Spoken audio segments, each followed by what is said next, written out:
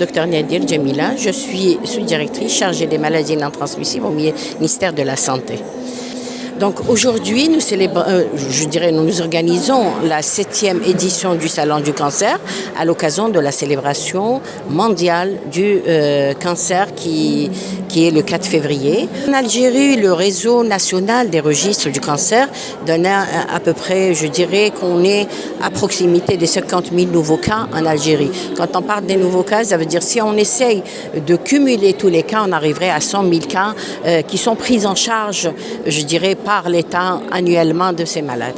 Donc cette tendance, je vous ai dit qu'on est dans les 50 000, mais la tendance, elle va vers 62 000 nouveaux cas, normalement en 2025. Ça, c'est d'après la tendance qu'on a pour ce qui est des cancers. Donc l'objectif de ce salon, maintenant, pourquoi il y a ce salon? C'est un salon d'information et de communication sur tous les aspects de prévenir, les cancers, puisque le cancer a une relation avec le mode de vie. Donc, quels sont les modes de vie sains qu'on devrait adopter pour éviter les cancers? Et puis, il y a aussi la deuxième, alternative pour ce qui est de la diminution de la mortalité par cancer, c'est quand même qu'on ait cette culture de dépistage précoce, que la population ne dénie pas cette situation, puisque le problème qui se pose, c'est que cette population a peur d'aller au niveau des structures pour se faire dépister.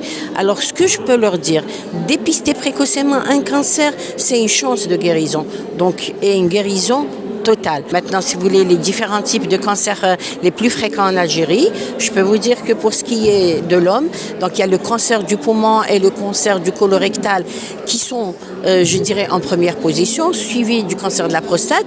Et vous avez vu, moi, je suis un peu contente par rapport aux campagnes de sensibilisation quand on voit maintenant le nombre de patients hommes qui sont au niveau du stand de dépistage cancer de la prostate et qui veulent se faire dépister, c'est quand même une prise de conscience.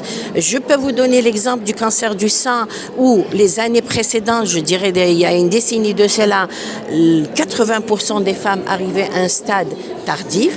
Heureusement, maintenant, avec la sensibilisation, 60% des femmes qui arrivent en stade précoce.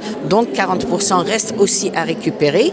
Je pense que c'est une avancée qui à ne pas négliger et pour laquelle il faut qu'on continue par ce travail de sensibilisation et d'information.